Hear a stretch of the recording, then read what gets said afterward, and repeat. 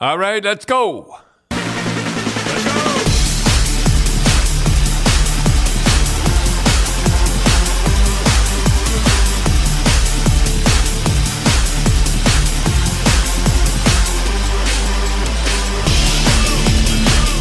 All right, Tim, what are we going to talk about? Well, let's first of all talk about Cindy's book. Still doing well, still top of the charts on sports biographies.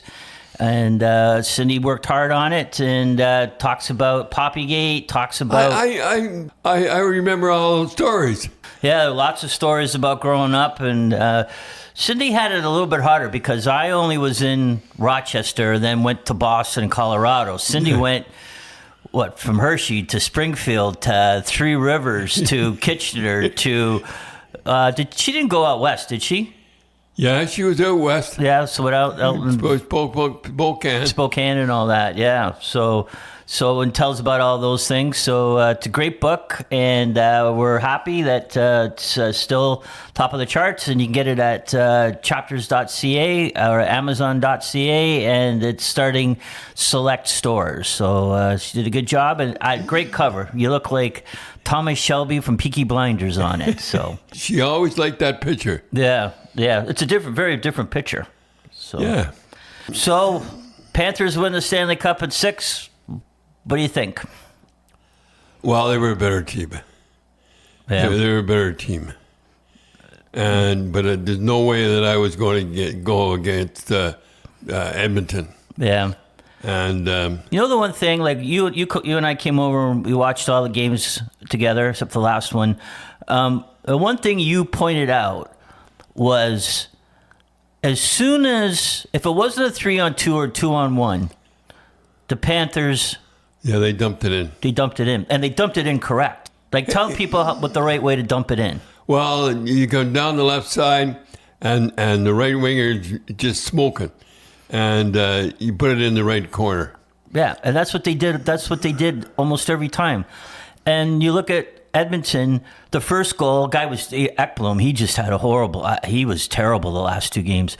He's 2 feet from the blue line. He passes it to another guy that's a foot from the blue line, loses the puck, 1-0, and you could just see the bench sink after that. Yeah. You wonder anybody doing that. The other thing, too, you mentioned was, like, you had basically a system, but some guys could play outside the system, but the rest of the guys had to play the system. Brad Park. Right. When he fooled around. Right. And he usually got out of it. Right. I remember him saying, I said, you can hardly move out there. And he says, they come right to me. That's right. At the end of his career. And he says, they come right to me. Yeah. And he it's too bad. He would have been a great coach. He got in trouble when he admitted that he sent the team over for a bench clearing brawl, and that was it. But he was too honest, right? He was too honest. But, well, I didn't know. Yeah, that's all you got to say. Yeah, I didn't know. And then they went on. They went on their own. Right. But what we were getting to was the Leafs or your defensemen, like Gary Doak and Ricky Smith and Dennis O'Brien. Their job was you get the puck, you put it around the boards. Put it around the boards and put it up high. So, but Brad Park was allowed to rush with it. Yeah, he get rid of it. And you look at like Edmonton. Okay, McDavid could go with the puck. But the other guys, they tried to do what McDavid did instead of dumping it in. And the Panthers just stood up right at the blue line and they lost it all the time. So Dad Bennett wins the MVP. What'd you think? Well, I thought my Marchand was pretty good. Should give it to both of them. Yeah. Well, because normally if you lead the league in goals, usually that's what they do, right? But you look at Marchand. He had 10 goals, 20 points, 3 game-winning goals, 2 overtime winners, and was the second highest plus-minus with plus 17. Well, Marchand, I think, should have won it. And the one thing you were saying too, like we were talking at the beginning, and I picked Florida. I said, you take Bobrovsky over Skinner in 7 games, and at Game 6, you said Skinner's he hasn't stolen a game. Skinner never stole a game, and you're absolutely right. He's got to steal one game. He's got to be the outstanding player, and he wasn't. Before we take a few questions from the audience, Dad, nobody remembers Dale Talon, right? Yeah. You look at what he did. He was the general manager of the Panthers before Bill Zito, and he signed Bobrovsky, Ekblad, and Barkov. That was half of their starting lineup, and nobody remembers him. I hope they give him a ring or something. I don't even know if he's with the club. Okay, so we'll take a few questions from the audience. All right. We asked on Twitter or X, whatever you want to call it, and we had close to 300 questions. Okay, this one's from Duke. It says, wouldn't Brad Marchand have been a great left winger with Peter McNabb and Terry O'Reilly of your Boston Bruins? Oh, boy. Imagine him potting goals. He never seems to get tired or anything like that. The one guy, he really deked, and then he went in and scored the goal. I don't think he ever got tired. No. He could have played in the 70s. Like, there's not a lot of guys in the NHL today could play in the 70s. Yeah. And he's one that could. Absolutely. Okay, Dad, the next one's from Budman. And by the way, Dell's on vacation today, so he's not here. Budman says, hey, Grapes, the Leafs took the Panthers to Game 7 and had them on the ropes in Game 3. Remember, they were in overtime, and the Golden Boy had a breakaway, and Bobrovsky stopped them. So would you consider the Leafs the second-best team in the league behind the Stanley Cup champs? Well, you'd have to do it if they went 7 games. You'd have to say they did. But they looked awful that 7th game.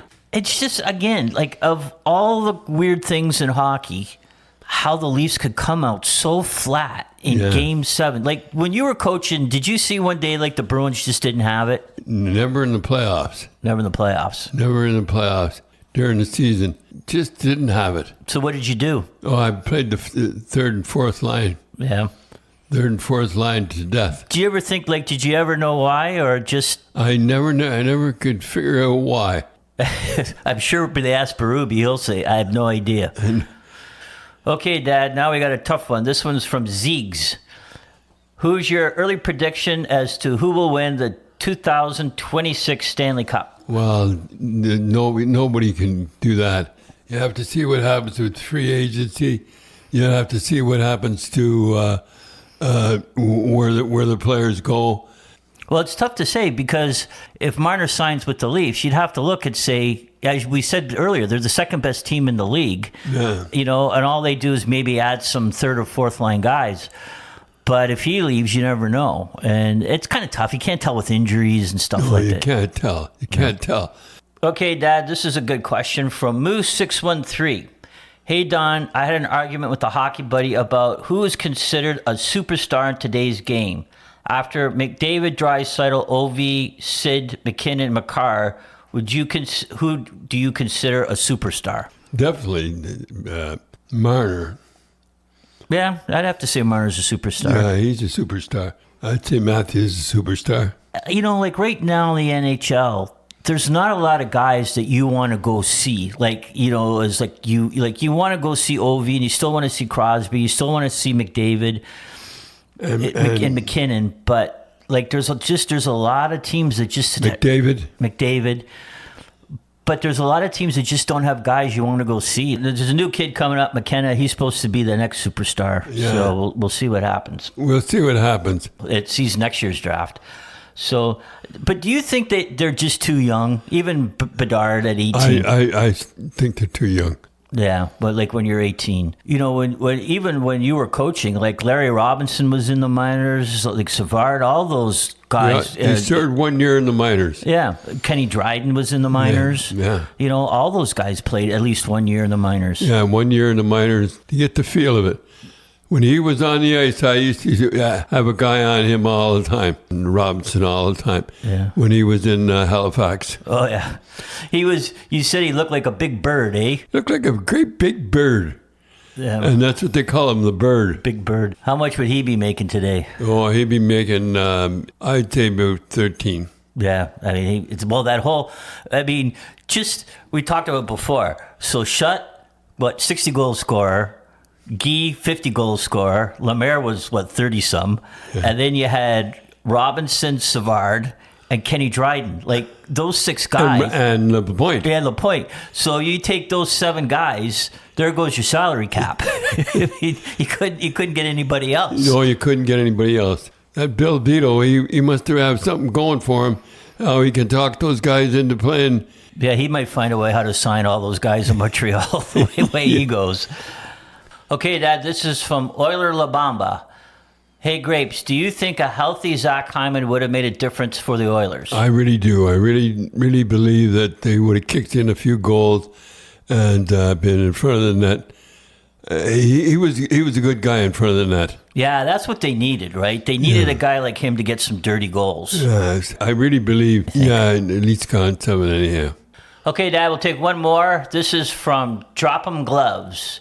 Hey, Grapes, what decade was the toughest hockey played in the 50s, 60s, 70s, 80s, or 90s? Okay. I would say that 70s, and I tell you why. They used to let the fights go. Yeah, I was like when the Bruins and the Flyers were going at it, and Bobby Clark said, "Hey, Schmatzy, lighten up. Somebody's going to get hurt here." And Schmatzy said, "Yeah, and it ain't going to be me either." It could be me, yeah. Yeah, the 80s were tough, too. There was some, like, with the Oilers and stuff. But you know what the big thing was back then, though, Dad? There was rivalries. And I just don't see the rivalries now. No, I don't see the rivalries. Leafs and Florida go at it pretty good. Yeah. But other than that, like, the Bruins, and, like, when you coach when you coach the Bruins, you had the Flyers, the Canadians were a rivalry. Buffalo was a rivalry. Yeah, Buffalo was a rivalry. Minnesota was a rivalry. There was always somebody on that team, on those teams that could throw them pretty good. Yeah, and then you got into the playoffs. You and the Bruins and the Kings had a good rivalry going. Part of that is, I hate to say it, I think part of it's the referees. Yeah, and the referees won't let them go. No, and then when the game starts getting a little bit rough, they start calling stuff. Yeah. Well, Tim, this is our last show. Yep. How many podcasts have we done? I don't know. This is our 313th. 313th. Yeah, we've been listened to all around the world. It's just amazing how many different countries, people download and listen to it. We've had 6.5 million downloads, which is pretty good. So how many? 6.5 million downloads. That's an awful lot. Thanks everybody for listening, and toodaloo.